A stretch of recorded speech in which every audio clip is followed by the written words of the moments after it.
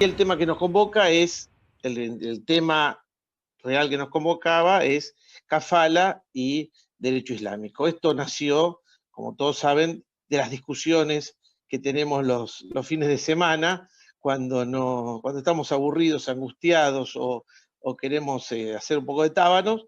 Y bueno, como ha pasado con los temas de historia, con autores como Hegel, hoy tenemos, gracias a la diversidad que existe en nuestro instituto, tenemos una persona que es practicante del Islam y otra persona muy curiosa sobre el Islam.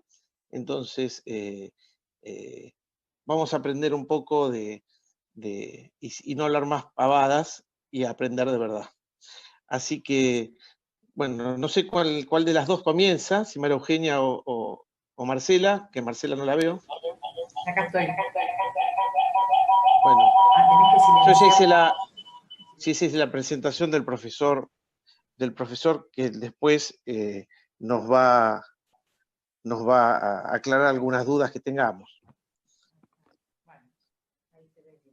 Desmuteate. Sí, estoy desmuteado. Ya estoy. Entonces, hablar un poquito de Mahoma, contar un poquito su vida, quién fue, hablar un poco del Corán, el Sagrado Corán, y hablar de la Sharia, que es la ley islámica. La verdad a mí me resultó muy interesante porque yo digo la verdad, yo nunca leí nada sobre esto y leer todo esto me llevó a leer otras cosas más y otras cosas más, a leer el Corán, a leer libros, pedir por internet libros que la verdad me resultaron muy interesantes. Y me ayudó también a comprender un poco más todo ese mundo que para nosotros, los que nacimos en Occidente, criados en familias de tradiciones judeo-cristianas, la verdad es que a mí, por lo menos, me resultaba todo un mundo desconocido, absolutamente desconocido. Así que bueno, quisiera contarles un poco la vida de Mahoma. Mahoma nació en la Meca en el año 570 después de Cristo, y muere en el 632 después de Cristo. Digamos, no vivió muchos años, vivió 60 años, pero a él Dios le revela, le hace una serie de revelaciones que fueron después compendiadas en el Sagrado Corán. Si bien los árabes conciben al Islam como el monoteísmo puro, absoluto, el único que para ellos le reveló la verdad del Corán fue Mahoma, y no otros profetas, porque otros profetas también decían haber sentido esa revelación de Dios, pero los árabes y el Islam reconoce a Mahoma como su único profeta. Ellos a Dios lo llaman Alá. Bueno, cabe decir que los árabes, cosa que yo no lo sabía, antes de Mahoma eran politeístas, creían en muchos dioses. Los árabes vivían en clanes, en Arabia Saudita, se dedicaban al comercio, eran mercaderes, y la verdad es que ostentaban opulencia económica. Mahoma lo que vino a hacer con la religión del Islam fue unificar, lo que quiso hacer es unificar a los árabes y sacar realmente al mundo árabe, ¿no? En general, y sacarlos de ese politeísmo para llevarlos a un único Dios, que es Alá, o sea, unificarlos en un monoteísmo. Bueno, Mahoma nació en la Meca y quedó huérfano de papá y mamá a los 6 años. El papá murió cuando él era un bebé y la madre cuando él tenía 6 años. Así que fue criado por una nodriza, que era muy común en esa época. Es más, Mahoma pertenecía a una familia rica, ser criado por nodrizas en el desierto. Mahoma se transformó en un hombre de comercio, en un mercader, en un comerciante. Y era muy inteligente, un hombre recto, un hombre fiel. Y en una de esas caravanas fue conocido por una viuda rica tenía 40 años y Mahoma tenía 25. Se enamoraron y se casaron. Tuvieron 6 hijos, 4 mujeres y 2 varones. Bueno, así Mahoma, digamos, fue sintiendo la necesidad de orar. Y cada vez que se iba a orar, él dijo tener revelaciones de Dios. Bueno, digamos que esto al principio no fue creído, pero después sí. Y los primeros que se convirtieron fueron sus amigos y sus familiares. Entre ellos, Jadilla, que fue su primera esposa, fue la primera que se convirtió, su tío. Digamos que él quedó, al quedar huérfano, él, bueno, necesitaba una protección, ¿no? Porque todo esto de la religión en la Meca trajo aparejado problemas, ¿no? Y problemas de tipo no solamente religiosos, sino de tipo económico, porque en la Meca había clanes de mucho dinero, gente, mercaderes, gente que realmente había una gran opulencia. Y Mahoma planteaba algo muy distinto, planteaba la necesidad del hombre de caminar hacia el paraíso, hacia la salvación, pero de una manera mucho más austera de lo que se vivía en ese momento, y siendo que Mahoma pertenecía a una familia de dinero.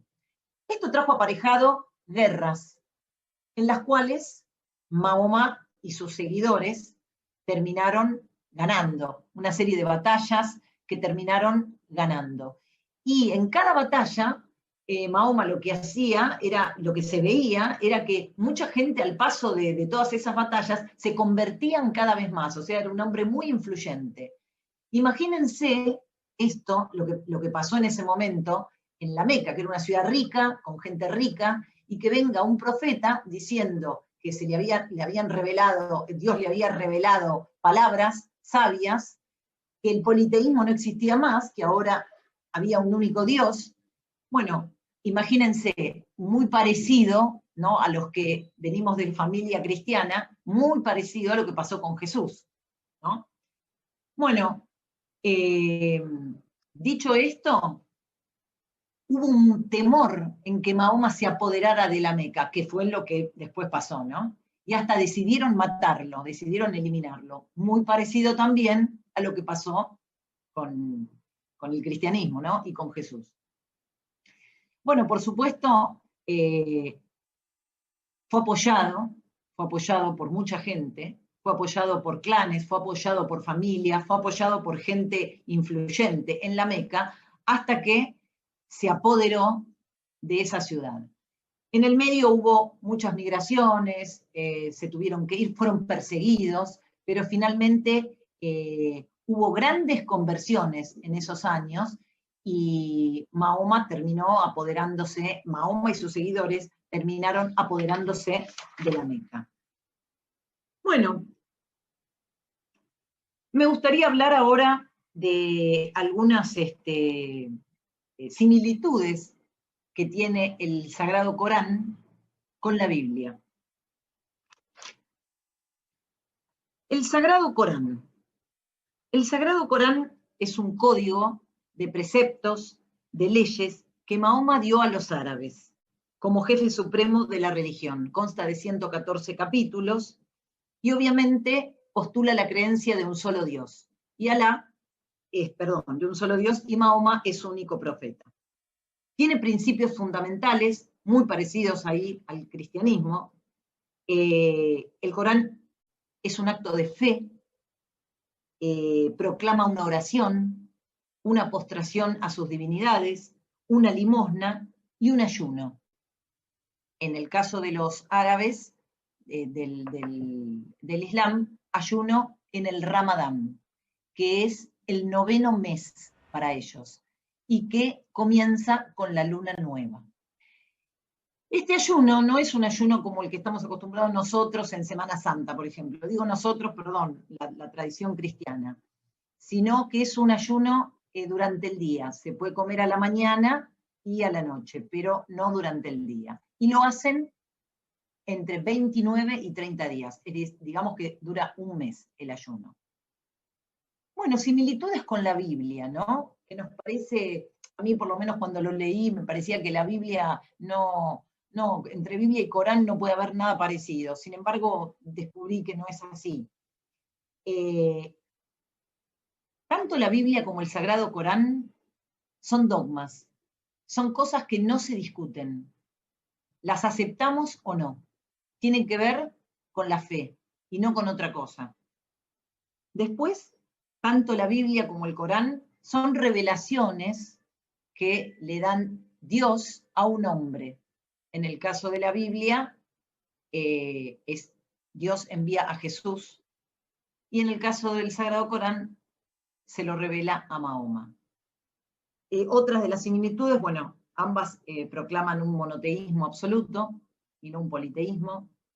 Prohíben ciertos alimentos como el cerdo, la Biblia lo prohíbe, el Sagrado Corán también lo prohíbe. Y esto es, para destacar, ambos manifiestan que hay vida después de la muerte. En el caso de la Biblia, bueno, se cree en la resurrección, proclama la resurrección, y en el caso del Corán, el paraíso. ¿Tiene diferencias? Bueno, las diferencias son que la Biblia proclama que Jesús es un verbo, es divino.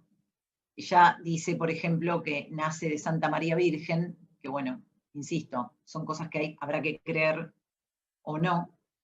En el Sagrado Corán no. El profeta Mahoma es un hombre de carne y hueso. La Biblia dice ser revelada por muchos profetas, el Corán no, el Corán solo por uno, que es Mahoma. La Biblia se escribió 1500 años antes de Cristo, el Corán se escribe después de Cristo. Y se escribe solo en 23 años nada más. La Biblia es mucho más antigua. Bueno, otra cosa para destacar en cuanto a diferencias, la Biblia habla de un pecado original. Nosotros nacemos, los que somos cristianos, nacemos pecadores y por eso nos bautizan.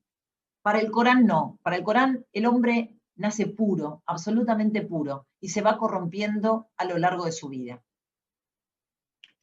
La Biblia impone rezos, pero no como algo obligatorio. El Corán impone 5 rezos diarios. Bueno, ¿qué es la Sharia? Que esa es, digamos, la pregunta central de todo esto, ¿no? Porque la Sharia es la ley islámica. Es una palabra árabe, no está dotada de un sentido, de un concepto universal. No se puede decir la Sharia es un conjunto de normas, preceptos, como podemos decir de un código civil o de un código penal o de un código de procedimiento. No, no. La Sharia está dotada de eso y de mucho más. No tiene que ver con lo que es la Sharia, sino con los usos que se le dan a la Sharia. Lo que toma el legislador, ¿no? Para basar sus leyes y lo que toma el juez para basar sus decisiones. Y esto no es un dato menor, porque, bueno, ya vamos a ver que es difícil relacionarlo, ¿no?, con el derecho positivo, pero bueno, para eso es esto. La Sharia, la verdad, no tiene más sentido, no es leerla, sino no tiene más sentido que en los usos y no en otra cosa. Digamos que clásicamente el Corán y la tradición del profeta Mahoma son los 2 pilares de la ley islámica. Básicamente el texto del Corán tiene que ver con prescripciones y proscripciones, ¿no? Con cosas que están permitidas y cosas que no están permitidas. Y en eso se basa la Sharia. Bueno, a eso se le añaden exigencias de pureza ritual, prohibiciones de orden alimentario, etcétera, etcétera. Pero también trata de las relaciones familiares, el matrimonio, el divorcio, el derecho sucesorio, etcétera, etcétera. Y lo que vamos a ver, que un ámbito en el cual la Sharia realmente es muy importante es en el derecho de familia. Digamos que el derecho de familia en el Islam es un bastión de la Sharia, porque ahí es donde la Sharia tuvo más influencia. Por ejemplo, en la tutela de la mujer, en la dote del esposo a la mujer, la autoridad del esposo sobre su mujer y sobre sus hijas mujeres, los deberes conyugales, que no son equitativos, los derechos sucesorios, que tampoco son equitativos, son anacrónicos, son diferentes en función del sexo. Bueno, así y todo, la ley islámica en algunos países se ha codificado, y eso es interesante destacarlo. Se codificó. ¿Qué se tuvo en mira para hacer esto? Codificar un poco las relaciones familiares. Dado que si no se codificaba, la Sharia intervenía muchísimo más. Intervendría inclusive muchísimo más en la actualidad. Bueno, el derecho de familia se llama estatuto, ellos lo llaman estatuto personal. La mayoría de los países en donde rige el derecho islámico, el derecho musulmán, los códigos de familia fueron inspirados en la Sharia. En otros ámbitos también, como el derecho de finanzas, pero no tanto. También en el derecho civil, pero no tanto. Otro derecho en donde, digamos, la Sharia predomina es en el derecho penal. En esencia, la cuestión de la normativa islámica no es tanto de orden jurídico, sino de orden ético y moral. La Sharia es la ley islámica. Y como toda religión, la Sharia lleva consigo prescripciones y prohibiciones que tienen que ver con lo moral, ¿no? Con la ética, con inspiraciones divinas. La Sharia es fuente de la ley codificada. La Sharia tiene una jerarquía dentro de eso. La Sharia tiene interpretaciones variadas y obviamente toma diversas formas hoy en día en el siglo XXI. Y que también más adelante vamos a hablar de eso. Bueno, por ejemplo, ¿cómo se aplica la Sharia en el derecho internacional privado? Bueno, se los cuento con un caso. Por ejemplo, un matrimonio marroquí que son musulmanes y se casaron en Bélgica, que no es un país con mayoría musulmana, cuando se divorcia, puede pedir que se divorcien con la ley musulmana. Y ahí viene la aplicación de la Sharia en el derecho internacional privado. ¿No? Digamos, en un lugar como Bélgica, que no es un lugar de mayoría musulmana, el derecho de familia musulmán se puede aplicar, si ellos lo piden, tranquilamente. Y los jueces deben aplicarlo. Es decir, que en países occidentales se puede aplicar la ley musulmana. Derecho penal y derecho civil. Bueno, acá en la mayoría de los países musulmanes, el derecho penal no está regido por la ley islámica, en la mayoría. En el único país en donde rige la Sharia, rige el derecho islámico en materia de derecho penal, es en Arabia Saudita. En este país, digamos que el Código Penal no fue codificado, ¿no? Como derecho positivo, sino es administrado por jueces que se apoyan en la normativa islámica. Digamos que para nosotros los occidentales, la verdad que esto escapa un poco, ¿no? A nuestro ámbito. Nosotros no estamos acostumbrados a eso.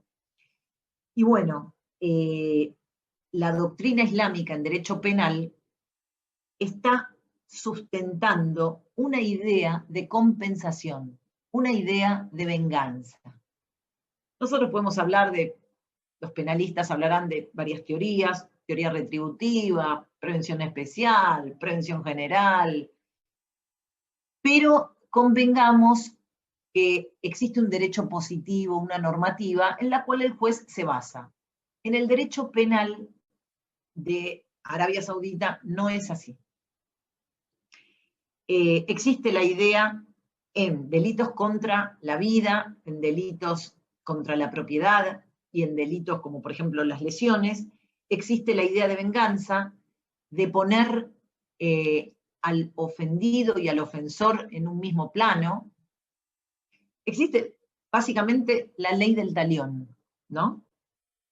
Estos delitos están descritos en el texto coránico y ellos lo ven como sanciones que impone Dios y no un juez, ¿no? No sé si soy clara en eso. Para ellos, la deuda, o sea, quien comete un delito contra la vida, tiene una deuda con Dios, no con la sociedad. Bueno, y ahí eso también es para, después va a ser seguramente para debate. Bueno, voy a nombrar algunos ejemplos, ¿no? A modo de ejemplo para tener una idea. La fornicación, que es lo que nosotros decíamos, lo que nosotros llamamos el adulterio, tiene pena de muerte. Pena de muerte por lapidación. La falsa acusación de fornicación también tiene una pena corporal, que puede ir entre 80 y 100 latigazos. El consumo de alcohol, la embriaguez en la vía pública, tiene una pena corporal también, entre 40 y 80 latigazos.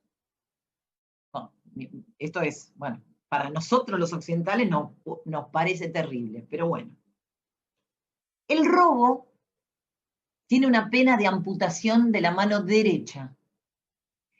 Y la reincidencia sucesiva tiene diferentes amputaciones. Amputación de un pie izquierdo, amputación del pie derecho, amputación de la otra mano.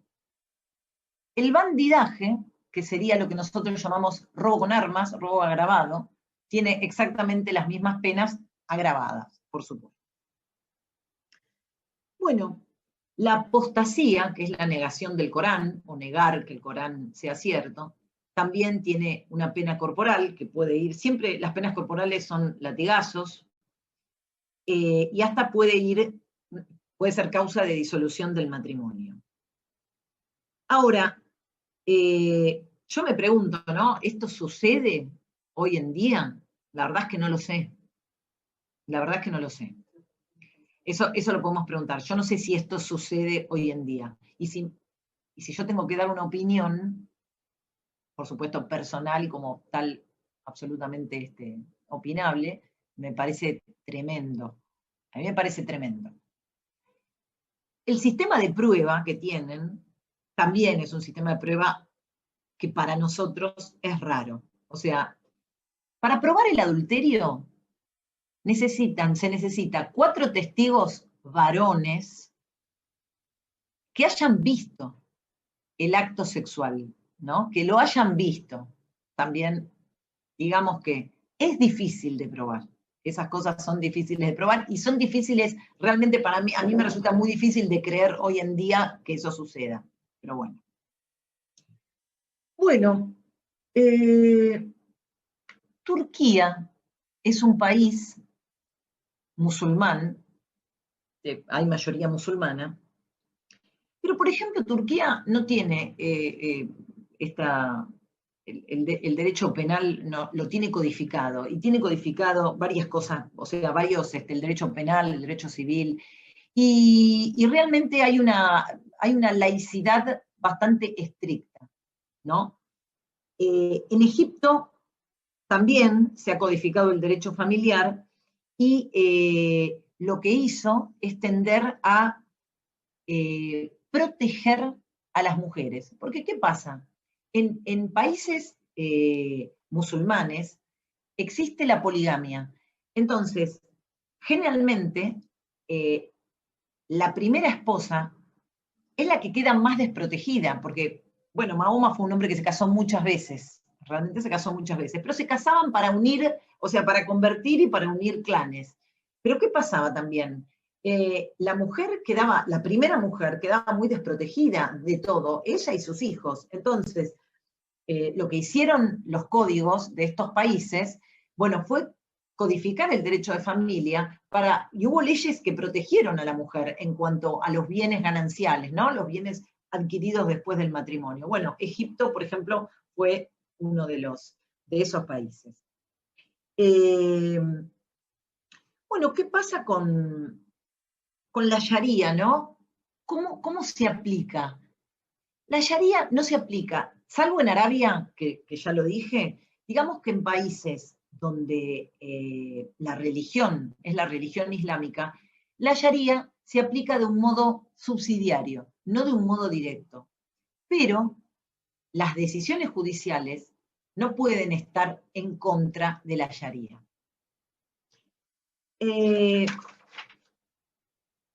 Por ejemplo, en muchos países de Europa,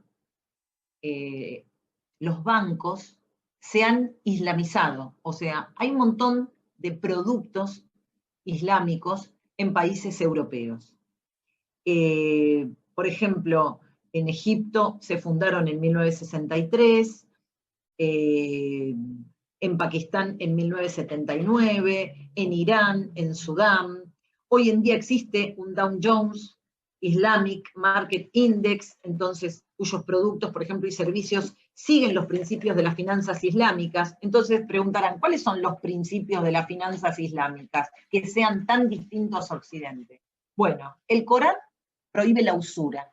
Entonces, los bancos islámicos, de lo que se trata, la verdad que yo no sé si esto es cierto, pero de lo que se trata es de que no exista tanta diferencia, digamos, no exista la usura, porque el Corán la prohíbe, entonces no existan intereses tan elevados, ¿no?, en donde el que invierte tenga tantos riesgos, ¿no?, por ejemplo.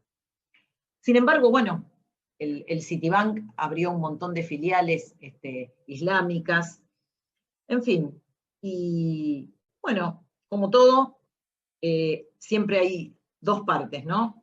Dentro de esto hay dos corrientes. Una corriente sostiene que el interés es usura, aunque sea bajo, digamos. Y otra corriente sostiene que, o sea, existe una pluralidad, ¿no? Que bueno, el interés que no sea muy alto no es usura, y que bueno, y que esos productos pueden andar dentro de lo que es el derecho islámico. O sea, están como conformes, ¿no?, con los productos y servicios que ofrece ese banco. Bueno, ¿qué pasa con el juez y la Sharia? Las prácticas judiciales son mucho más importantes que la literalidad de las leyes. Digamos que los jueces se basan mucho en los usos y las costumbres, muchísimo, mucho más que en el derecho positivo.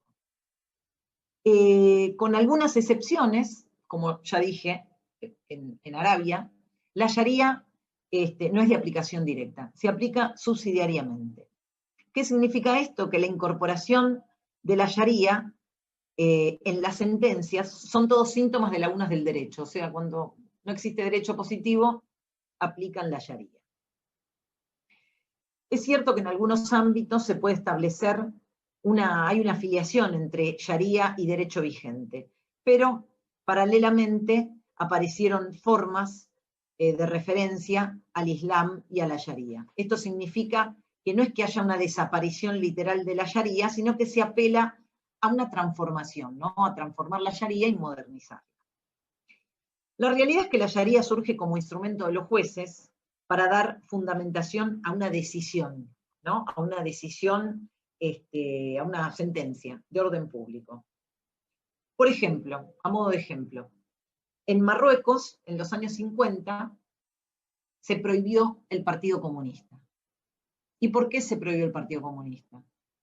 Porque el Partido Comunista niega la existencia de Dios. Y ahí se aplicó la Sharia. Porque negar en un país musulmán la existencia de Dios para el Corán, para la ley islámica, para la Sharia, no es procedente. Se prohibió.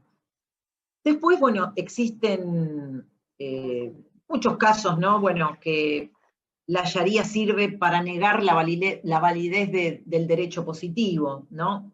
Es lo que sucedió, bueno, en Egipto también, en los años 80, un juez egipcio pronunció una sentencia islámica contraria al derecho vigente que condenaba a la pena de latigazos a una persona que estaba en estado de embriaguez en la vía pública. O sea, hoy por hoy, si no se aplica la Sharia y se aplica el derecho vigente, el alcohol, o sea, tomar alcohol en la vía pública no es susceptible de una aplicación de 80 latigazos. Pero este juez se apartó del derecho positivo y aplicó la Sharia, ¿no?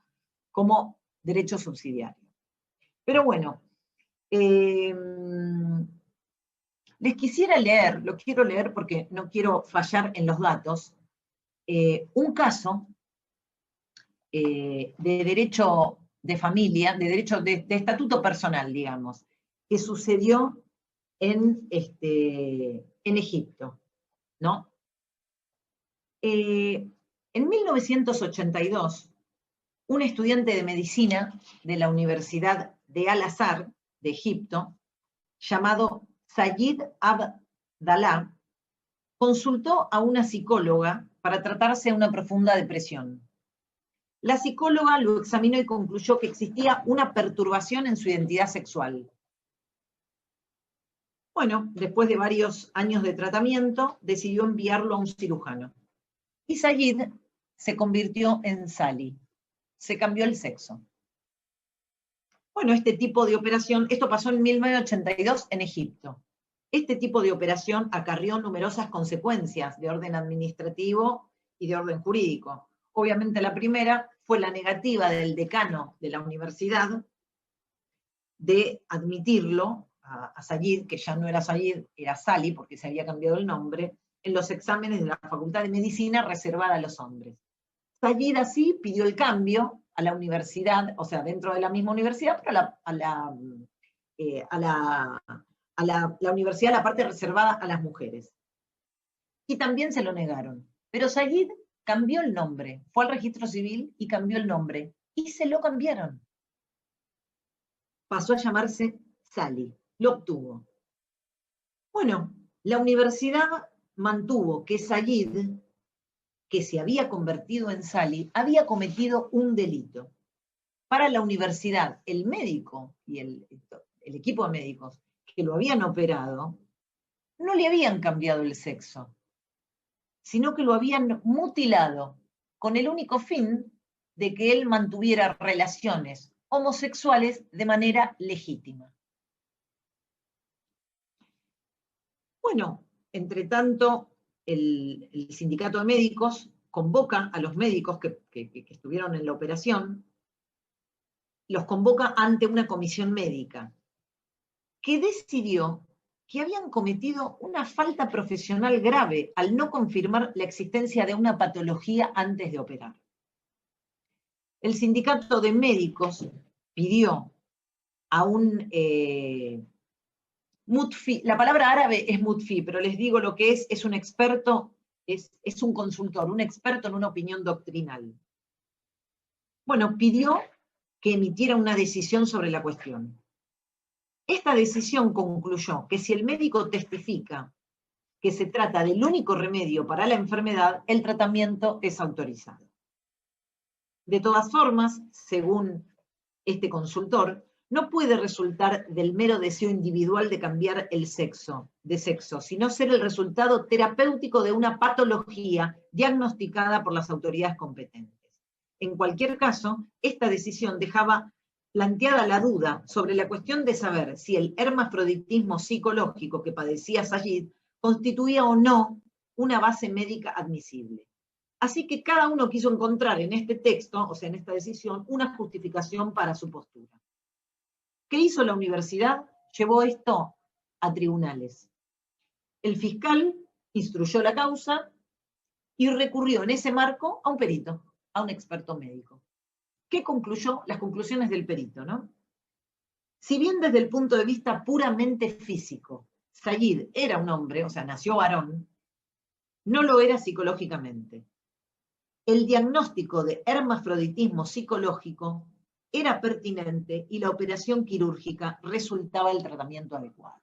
Bueno, hasta acá los hechos. En resumidas cuentas, incluso cuando se hace referencia a la Sharia, cuando se hace referencia al derecho musulmán, ya vemos que no interviene más que indirectamente, por vía de derecho positivo y de sus instituciones, y por mediación de un juez, que va a terminar razonando como un hombre de la época. Esto pasó en 1982, no pasó hace 500 años, pasó ahora, es relativamente contemporáneo. Va a reaccionar como un hombre de su época y de su cultura, más que como un estudioso o un fanático, por decirlo de alguna manera, de la Sharia y del derecho musulmán. Bueno, como conclusión, esto para mí es lo que marcó, ¿no? Lo que entendí de todo esto. Sobre Oriente y Occidente, ¿no? Esta frase, esto a mí me pareció maravilloso. La manera de plantear una pregunta suele ser la fuente de la confusión que rodea a las respuestas, ¿no? Entonces, ¿qué significa esto, no? Seguramente esto ocurre con el Islam y con los musulmanes. ¿De dónde viene que sea necesario calificar con esa pertenencia a sociedades que tienden hacia la pluralidad y varían según las circunstancias de sus historias regionales y nacionales? ¿Se trata de un atajo lingüístico para caracterizar a un cierto número de otros que no son nosotros? Y lo que no lo que no somos nosotros, lo que no son nosotros, a nosotros nos parece aberrante. Lo distinto nos parece, no es que no lo conocemos, y lo que no conocemos, yo creo que, y hablo también personalmente, ¿no? Le tememos, ¿no? Le tememos, lo distinto, lo otro. Bueno, sin tal crítica a esta manera de pensar, contribuimos a espesar la niebla más que a disiparla. Así ocurre cuando se dice que lo religioso y lo político se confunden en el Islam, o que la Sharia es la piedra de toque del advenimiento de la modernidad en las sociedades musulmanas. La ecuación que hace del Islam una amalgama, religión más mundo, más Estado, es una cuestión doctrinal y no una propiedad genética del Islam, sino del Islam cosificado y esencializado, que en realidad une las dos caras de la misma moneda, que son la ortodoxia islámica y la ciencia orientalista. ¿Qué es la Sharia? Todos preguntan, ¿qué es la Sharia? ¿Qué es el derecho islámico? Hay que oponerle la descripción no de qué es la Sharia, sino qué es lo que la hace ser a la Sharia. Por supuesto, esta respuesta no puede satisfacer a ningún dogmatismo, irrita a los literalistas y frustra a los positivistas de toda calaña. La Sharia no es ni un ser ni una esencia, y su ley no escapa a esta verdad. Es un hecho humano y solo a ese título se puede hablar de ella, al menos fuera del discurso de la fe. La relación con la Sharia no es la incógnita de las sociedades musulmanas. Por un lado, porque la Sharia no determina el comportamiento de las personas que componen dichas sociedades. Y por otra, porque no hay una conexión directa entre la vida social del siglo XXI y el período profético de antaño, así como tampoco hay una imposibilidad para la gente del Islam de estar en conexión con el mundo contemporáneo. La religión y la ley no son más que tradición y memoria. El Islam y la Sharia son, a la vez, un cuerpo de textos fundacionales y modos de referirse a ellos. El Islam y la Sharia son también una constelación de prácticas de todo tipo, en donde se rozan y se entrelazan la fe, la sabiduría, la piedad, la moral, la ideología, la rutina, la política, la ética. El Islam es un acto de fe. Una fe que encuentra en su ley un marco normativo que conduce a la salvación. Bueno, yo creo que Occidente tiene obsesión, ¿no? con los musulmanes, tiene una obsesión con todo esto. Y lo plantea como algo malo. Esto es lo que saqué en conclusión de todo esto, ¿no? Lo plantea como algo malo. Y me parece que nuestra mirada no tiene que ser esa. Yo no sé si es algo malo, por ahí lo es, puede ser. Pero decir que una religión, una norma, es buena o mala, es un error. A mí me parece que es un error. No son buenos los que estamos en Occidente, ni son malos los que están en Oriente. Estos dos atributos, bondad, maldad, bueno, malo, son cosas que tienen que ver con la moral y parece que unas cosas excluyen a otras. Y creo que no es así. Creo que como toda normativa, como todo derecho, tiene cosas buenas y cosas criticables. Lo mismo que Occidente, igual que Occidente. Y nosotros, como personas pensantes, como analistas, creo que debemos verlo, analizarlo, pensarlo desde este modo, de este modo. Encontrar, hay cosas buenas, cosas que quizá Occidente debería aprender, y hay cosas que son pasibles de crítica, sí, puede ser. ¿Hay que hacerlo? Sí, hay que hacerlo, pero no desde un punto de vista de juzgadores, ¿no? Juzgarlos porque tienen una creencia diferente a la nuestra.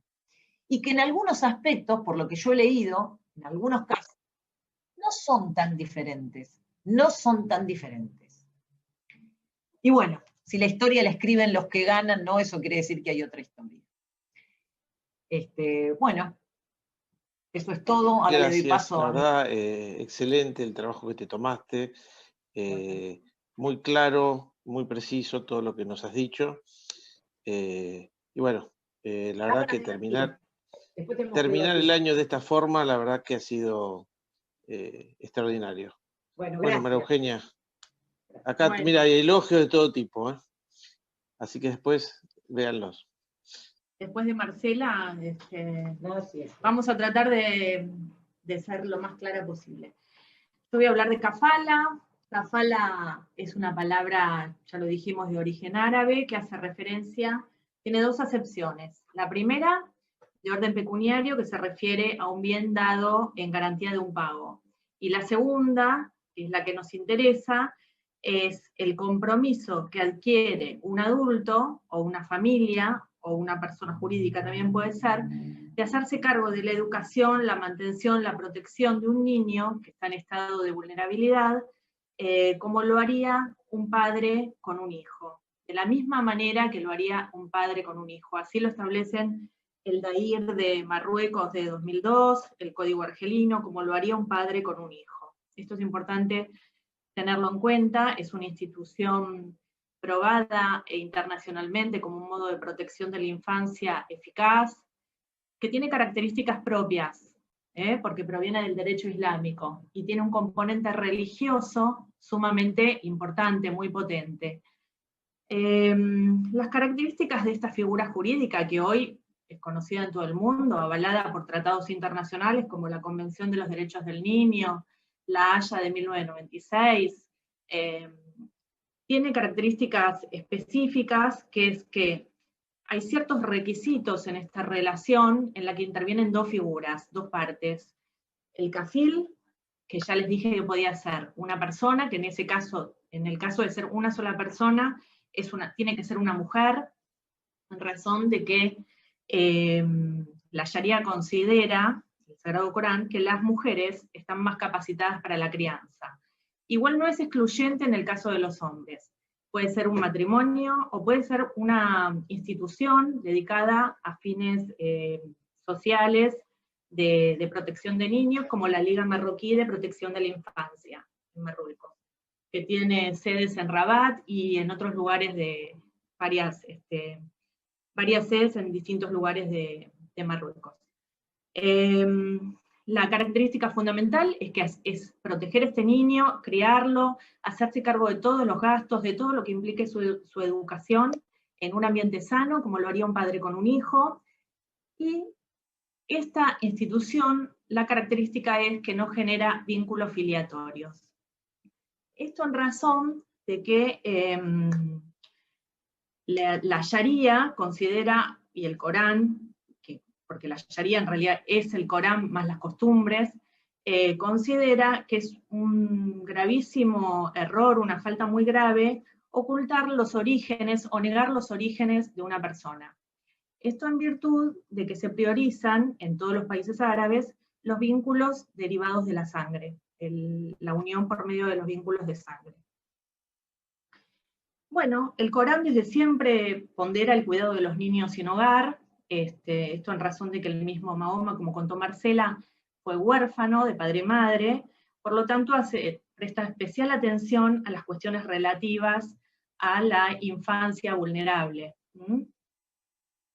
La configuración concreta de esta figura varía según el país de que se trate. Hay países como Argelia o Marruecos, que tienen características especiales, y otros como Siria, Jordania, donde es Irán, donde se aplica de manera diferente.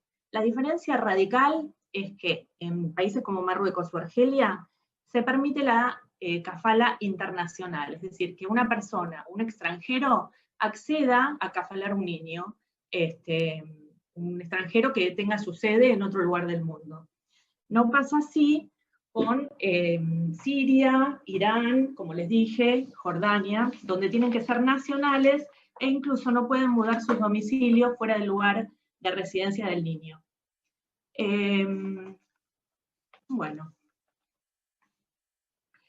Otra de las características fundamentales de esta figura es que el kafil, además de todos los requisitos que debe reunir, ser mayor de 18 años, ser mujer en el caso de que esté sola, ser una institución, probar mediante documentación que está capacitado para criar a un niño económicamente, moralmente, socialmente, psicológicamente, tiene que ser musulmán.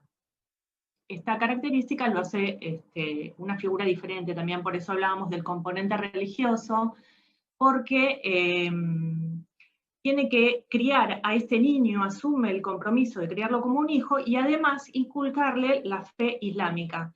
Es decir, que este niño puede ser trasladado a otro lugar del mundo, pero va a conservar su religión, su nombre, sus características, su cultura en definitiva, y cuando finalice la kafala puede regresar a su lugar de origen y no va a perder ni los derechos sucesorios ni el derecho de sangre que le corresponde, ni su cultura. Bueno, ya les dije que el kafil tiene que ser musulmán, puede ser musulmán de nacimiento o puede ser musulmán por conversión. Esto significa que si se quiere ser musulmán, porque va a iniciar los trámites de una kafala, deberá acreditar esta conversión mediante un acta que labran dos adeles, que son notarios públicos, así se llaman adeles, en presencia de dos testigos, que tendrán que acreditar, o sea, es un requisito más que se suma a toda la documental que debe presentar para poder acceder a la kafala. Ahora me gustaría hablarles del Makful, que es el niño en estado de vulnerabilidad, protegido por toda esta legislación, que es la Sharia y por el Corán, que son niños desde el nacimiento hasta los 18 años, según calendario gregoriano, que se encuentran en estado de vulnerabilidad porque fueron abandonados, porque son hijos de padres desconocidos, porque son hijos de padres conocidos que no están en condiciones económicas de hacerse cargo de él, o porque no están en condiciones morales de hacerse cargo de él y le fue retirada la tutela, o padres fallecidos. O sea que es una amplia gama de niños en estado de vulnerabilidad. Estos chicos, por lo general, son abandonados en estos hogares que yo les mencionaba, que son casas de guarda, donde se les da apoyo desde que nacen hasta los 3 años de edad. Les voy a contar cómo es el procedimiento en Marruecos, donde rige el DAIR de 2002, de junio de 2002, que pasó a derogar el DAIR de Código de Familia de 1993. Y ahí es donde se da la posibilidad de que un extranjero acceda a esto. De hecho, en España hay muchísimas kafalas y en el resto del mundo también. En Argentina por ahí es una figura un poco más nueva o menos conocida, nueva no, porque ya al decirle que la Convención sobre los Derechos del Niño la reconoce expresamente, y el Convenio de La Haya de 1996 también, estaríamos en presencia de una figura que no es tan nueva, pero sí a veces hay un gran desconocimiento. En principio, cuando un niño se lo encuentra en la vía pública, en una comisaría o en un hospital, en una maternidad, hay todo un procedimiento que se pone en marcha que comienza con el juez de primera instancia del lugar en el que hubiera sido hallado el menor. Ese juez de primera instancia va a dictar una sentencia provisoria en la que establece el estado de abandono de este niño. Y le da traslado inmediatamente a Fiscalía de Estado para que el fiscal del rey o el fiscal general realice la instrucción, la vía preparatoria. Esa instrucción va a consistir en publicar en todos los lugares que tengan que ver registros civiles, hospitales, en toda la ciudad, fotografías de este niño y pegarlas y publicar en gráficas y demás, con todas las características que este niño tiene, por ejemplo, color de pelo, estatura, la edad que se presume que puede tener. Se publica de esta manera por si es un niño perdido, para darle la oportunidad a los padres de encontrarlo. Este procedimiento se lleva a cabo durante 3 meses. Pasados esos 3 meses, vuelve al juez de primera instancia la instrucción y el juez lo declara niño abandonado, niño en estado de abandono, y le da traslado al juez de familia o juez de tutela para que inicie los trámites de kafala. O sea, es un niño que estaría en condiciones de ser kafalado. Siempre, por supuesto, con la vía recursiva que corresponda para que se presenten los recursos y si los padres aparecieran después puedan encontrarlo. Una vez que el juez de tutela toma contacto con este niño, lo pone en condiciones de ser kafalado y lleva un registro en donde se inscriben todos los nombres de estos chicos y además los posibles postulantes a la kafala. Si es un nacional, será una persona que tenga domicilio en ese lugar, y si es una persona extranjera, como está sucediendo, aunque ahora están suspendidas por el tema de la pandemia, esa persona tendrá que presentar toda la documentación y el doble procedimiento, por llamarlo de alguna manera, que se lleva a cabo para llegar a kafalar. Esto, por ejemplo, se presenta una situación de una pareja argentina, pongamos una pareja, puede ser una mujer también, que quiere kafalar un niño radicado en Marruecos. ¿Qué tiene que hacer? En principio, presentar en la República Argentina, en el lugar del domicilio, ante el juez de familia, una cantidad de documentación. Por ahí es la documentación normal que se presentaría para una adopción. El domicilio, acreditar que son mayores de edad, acreditar que tienen bienes que les van a posibilitar, o un ingreso mensual que les va a posibilitar criar este niño, y darle la educación que merece, seguro médico. El DAIR específicamente habla incluso de incluirlo en el pasaporte del kafil, porque los viajes son parte de esta idiosincrasia de este niño que es alejado de su lugar de residencia. Tendrá que acreditar que no padece enfermedades contagiosas, por ejemplo, que es una de las condiciones que pongan en peligro al niño, no tener causas pendientes contra niños, ni tampoco causas pendientes o haber tenido contra la familia del niño que pretenden kafalar. ¿Qué se le solicita al juez de familia residente en el lugar, el juez que le corresponde, el juez competente en el lugar de residencia del kafil? Se le solicita por el artículo 823 y 827 del Código de Procedimientos, inciso H, si no me equivoco, que inicie lo que se llama una información sumaria. La información sumaria va a consistir básicamente en la intervención del equipo técnico. El equipo técnico, con la psicóloga, en primer lugar, tendrá, o el equipo de psicólogos, tendrán que evaluar a esta pareja o a esta persona que se presenta y determinar ¿sí? Son aptos para cafalar a un niño, o para hacerse cargo de un niño, mejor dicho, y además se le arrimará toda la información que se pueda sobre lo que significa la kafala, sobre la sharia, sobre las costumbres islámicas, a fin de que pueda tomar conocimiento. Aunque yo entiendo que no debería ser así, porque entiendo que es una institución que no es nueva, que tiene más de 14 siglos, que si bien ahora está abierta al mundo desde hace más de una década, debería conocer el fondo de esta cuestión el juez, que supuestamente es esa persona que tiene conocimientos superiores a aquellos que van a solicitar se imparta justicia. No es lo que sucede. Normalmente hay un gran desconocimiento, por eso es importante también aportar todas las pruebas, todos los datos referentes a estas costumbres y esto. Después le dará intervención al trabajador o trabajadora social del juzgado también para que realicen un relevo sobre la situación socioambiental, para saber si estas personas económicamente están en condiciones de cafalar, y si socialmente son personas sanas, digamos, tienen una vida social, son aceptados por sus pares.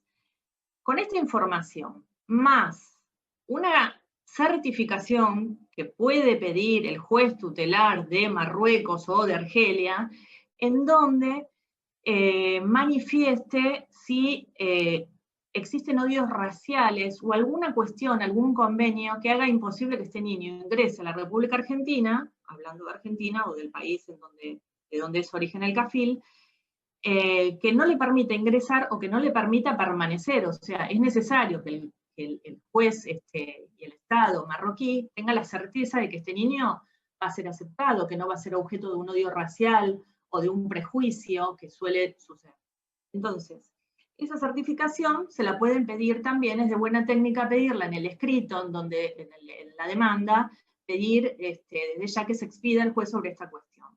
Una vez que esto es finalizado, acá termina la actuación, terminan las actuaciones, termina la información sumaria en Argentina, y continúa el proceso que se llevaba paralelamente en Marruecos.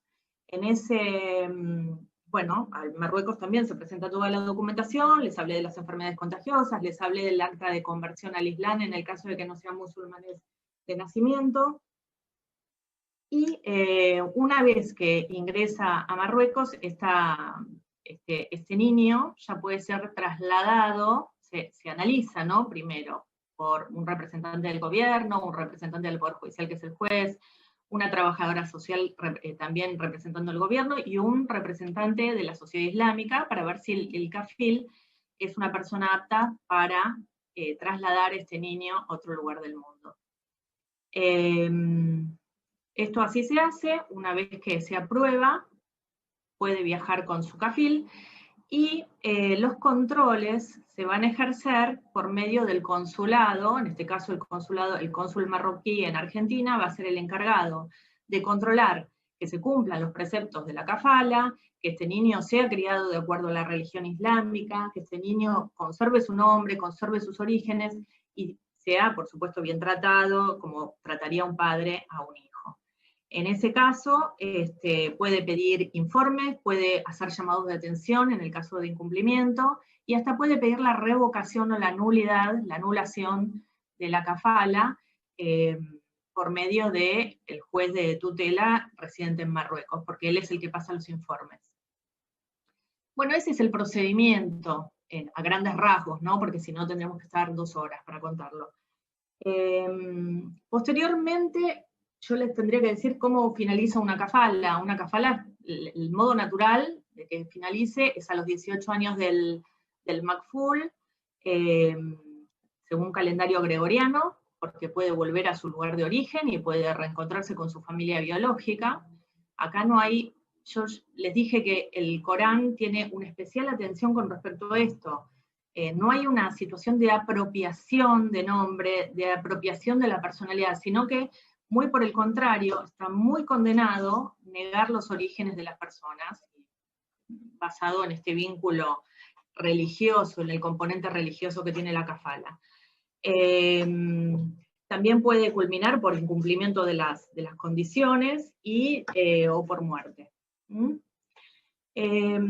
Con respecto a, bueno, yo les hablé hay mucha jurisprudencia, hay jurisprudencia en Argentina, sobre tribunales, en San Isidro hay bastante, donde la Corte estableció que el juzgado competente para entender en kafala, una vez rechazado, había sido, en un juzgado de familia había sido rechazado una kafala y llegó a la Corte, y la Corte estableció que el tribunal competente es el de familia, del lugar de residencia del kafil, o de las personas que van a kafalar.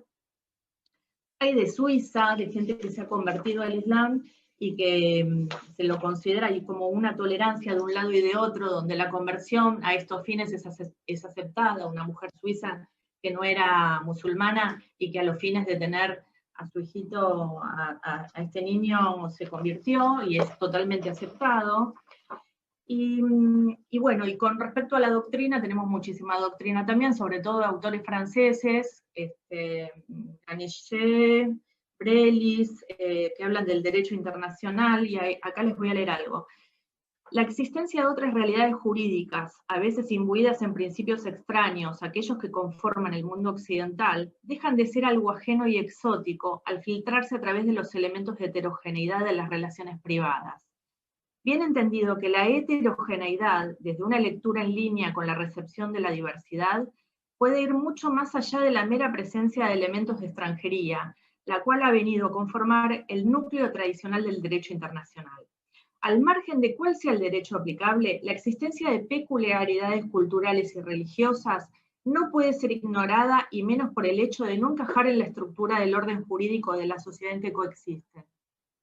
El respeto a la diversidad necesariamente ha de entrañar el respeto a la ley extranjera, y aún más el respeto a la identidad cultural y religiosa, que se deriva en ocasiones directamente de la pertenencia a una determinada confesión. Esto es un autor francés, Ganichet. En relación a que para nosotros, en el mundo occidental, y acá tienen mucho que ver los medios de comunicación también, tenemos absolutamente separados lo que es el derecho confesional del derecho secular. No sucede lo mismo en otros lugares del mundo. En los países en donde el Islam es la ley y donde la Sharia se aplica, aunque tengan códigos, bien lo explicó Marcela, la mayoría tienen sus códigos, sus ordenamientos positivos. En ningún caso estos contradicen a la Sharia, que son los preceptos establecidos en el Corán como normas de conducta, ni tampoco la contradicen. Es más, coinciden con estos preceptos. Después en Morón, en el Departamento Judicial de Morón, tuvimos un estudioso también de la kafala y del derecho islámico, que fue el doctor Romano, que escribió un libro que se llamó La orientación para la aplicación de la ley y los derechos de los menores de edad. Y él se pregunta, ¿y si aparte de la adopción como institución y de los hogares de guarda como posibilidad, agregamos también alguna forma de kafala conforme el derecho islámico, podemos ensayar este esquema y otros, como decidir en una actuación la tutela de un niño, aún sin que se hubiera extinguido el ejercicio de la patria potestad en ese momento, ¿no? Y dividir el ejercicio de la tutela de la guarda tutelar, que bien puede quedar en el padre biológico, en tanto no existan causas graves de excepcionalidad. Esta cuestión de apropiación del otro, apropiación del hijo, apropiación de la pareja, apropiación cuando no nos podemos apropiar ni de nuestra propia existencia, que es finita, debería ser un principio a rever en el mundo occidental. Y después tenemos otros autores como Silvia Javenou, que también a modo de referencia dice: a título de mención podemos referir el acogimiento familiar en España, hablando de situaciones que no generan vínculos filiatorios, el acogimiento familiar en España, la ofidato del derecho italiano, la family home, foster home en Estados Unidos, y ninguno de ellos constituye cuidados preadoptivos, pues incluyen a la familia de origen en su dinámica, no son sustitutivos. Entonces, la Convención sobre los Derechos del Niño se hace eco de la kafala. Tenemos una cantidad de jurisprudencia y de derecho que podemos mencionar, los artículos 75, inciso 22 y 19 de la Constitución, artículo 823 y 827, como les dije, de procedimiento del Código Procesal Civil y Comercial de Buenos Aires, la Convención sobre los Derechos del Niño, artículos 3, 4, 17, 20, 25, Declaración Universal de Derechos Humanos, artículos 7 y 16, Declaración Americana de los Derechos y Deberes del Hombre, artículos 17, 19, 22 y 25 del Pacto de San José de Costa Rica, y sobre todo nosotros formamos un grupo heterogéneo que en la misma Constitución, en nuestra Carta Magna, en el preámbulo, se habla del respeto hacia el extranjero, de la situación y el lugar que ocupa el extranjero en nuestro país, que es igual al del nacional, y del respeto al culto, a la cultura, y a respetar las diferencias. Bueno, eso en líneas generales es lo que les quería contar, no sé si me quieren preguntar algo, estoy para eso. Bueno, muchas gracias, Eugenia. Muy ilustrativo y, bueno, sabemos que hubo un expediente complicado de Kafala en Morón. No sé si querés contar un poquito. Bueno, no es nada excepcional, por eso les decía que la importancia de los magistrados de ilustrarse con respecto a estas cuestiones. No está bueno que aquellos que se supone son los que más deben saber, que tienen esta dificilísima tarea de impartir justicia, tengan desconocimiento con respecto a figuras que están reconocidas internacionalmente como un modo de protección de la infancia desde hace mucho tiempo, que penetraron en nuestro país, porque en este país hay libertad de cultos, en este país, como les decía, ya nuestra Carta Magna lo establece.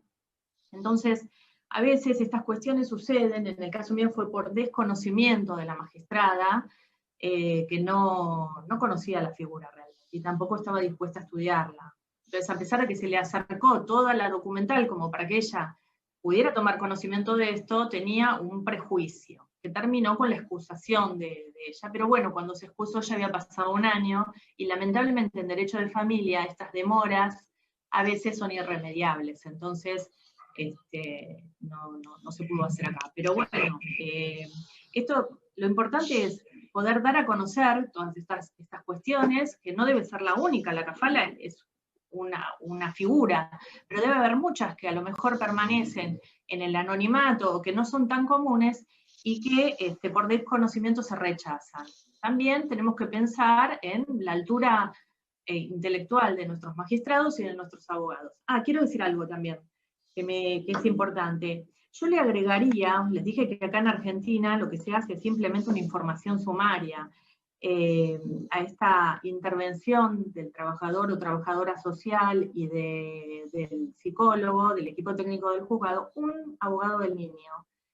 Y acá también, no voy a hablar solamente y criticar a los magistrados, porque en realidad los abogados tenemos que estar cada vez más preparados, cada vez tenemos que saber más, me incluyo, cada vez tenemos que estudiar más, incluso idiomas. Qué importante sería la intervención en estos casos de un abogado del niño, que sepa, por ejemplo, el idioma árabe o francés, por lo menos, mínimamente, como para poder interpretar la voluntad del makful, como lo llama el derecho islámico, y que es este niño que en definitiva va a ser trasladado de un lugar a otro y separado en algún punto de su cultura, aunque no tanto porque se le va a respetar el origen y la religión, que la religión es cultura, ¿no?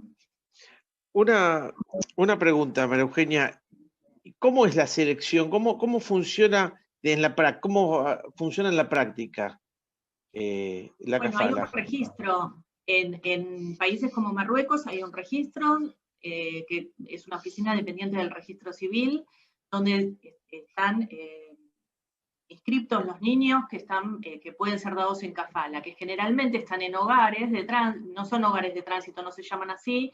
La Liga Marroquí para Protección de la Infancia, por ejemplo, es una, les conté que tiene sede en Rabat, pero que tiene un montón de sucursales por todo Marruecos, y allí es donde están alojados estos niños que por lo general tienen desde el nacimiento hasta los 3 años, en condiciones de ser kafalados por alguna familia, o dices, bueno, pertenecen a un registro. ¿Y el niño cómo se traslada, supongamos, a Buenos Aires? ¿Lo va a buscar los...? Sí, por supuesto, hay que ir a buscarlo. Por eso es tan importante el conocimiento del juez en Argentina, porque mientras nosotros hacemos una kafala en Argentina, esta información sumaria, hay un doble procedimiento. Se está haciendo también toda una cantidad de trámites, un proceso, obviamente, en Marruecos o en Argelia. Entonces, esa pareja o esa persona se tiene que radicar ese tiempo, una vez que tiene la información sumaria con toda esa documentación, en este país, a fin de pasar un tiempo allí, tomar contacto con el niño, acreditar, ¿no? Pasar ese segundo filtro que es acreditar realmente que están en condiciones de cafalar. O sea, uno se arraiga, supongamos que es en Argelia, uno se arraiga en Argelia, tiene un domicilio y lleva un procedimiento ahí. Exacto, Además de llevar el procedimiento, obviamente, en Argentina. Sí, ¿Y la con un abogado criatura cómo viaja? ¿Con qué documentación viaja? No, la criatura viaja con una sentencia de kafala, con su nombre y apellido, incluido en el pasaporte del kafil, o sea, del argentino que lo va a traer a Argentina y lo va a criar amorosamente como si fuera un hijo. Muy interesante. No sé si alguien quiere hacer alguna pregunta. Los especialistas en familia, doctor Raffo. Sí, ahí está. Felicitar a las disertantes, muy ilustrativas, realmente nos han informado en profundidad, al menos para mí, sobre ese mundo, que pareciera como que es otro mundo, pero en realidad es el mismo. El sol sale de un lado y gira alrededor de la Tierra para todo el mundo. Y rescato dos cosas. Primero de la doctora Leal, con respecto al oscurantismo que hay con la mirada a lo diferente al Occidente. Y en materia de kafala, creo que nosotros debemos aprender de Occidente, de Oriente, porque si Eugenia dijo que hace 14 siglos que en el mundo islámico está funcionando la kafala, recién ahora nos estamos desayunando nosotros de una nueva figura que son los cuidados familiares, porque acá en Occidente nosotros teníamos a la adopción como palabra santa, o sea, estaba con los papás o el destino era la adopción. Y otras formas familiares estaban totalmente desestimadas o desconocidas, digamos, eran negadas por la sociedad. Concepto de apropiación, coincido con Marcela en el sentido de que el deseo de apropiación era para que el niño quedara en adopción y borrar de la faz de la tierra a los padres biológicos. La nueva ley de adopción permite la posibilidad, si alguien me corregirá por ahí si me equivoco, que aún en la adopción plena, si hay un deseo o un deseo de los niños que están adoptados de conocer a su padre biológico, mantener algún tipo de relación, no solamente con sus padres, sino también con sus hermanos, la fraternalidad. O sea que qué buena esta exposición, este anoticiamiento que nosotros tenemos de que una figura del mundo islámico recién ahora está penetrando en Occidente, cuando en realidad la tendencia es que todo lo occidental vaya penetrando el resto del mundo. Así que felicito a, no sé, Eugenia, si me corregirás o no, pero eso realmente para mí es muy importante. Sí, sobre todo no hay nada que corregir. La inclusión del abogado del niño sería interesante. Suscribo. Pero por eso hay que tener muchos conocimientos, o hay que agregar conocimientos a la profesión, los idiomas y demás, y terminar con este sentimiento de apropiación hacia todo, de este mundo occidental en donde creemos que somos dueños de todo y no somos dueños ni de nosotros mismos, porque la vida termina cuando uno no lo espera. O sea que empezar por ahí, y a lo mejor ese es el espíritu de la figura, al margen de que no se puede comparar ni con la adopción, ni con ninguna otra, porque sería como una figura amorfa lo que estaría resultando. Esta tiene características especiales, con un componente religioso muy importante, ya desde el momento en que la ley y la religión están mezcladas, ¿no?, en el mundo islámico.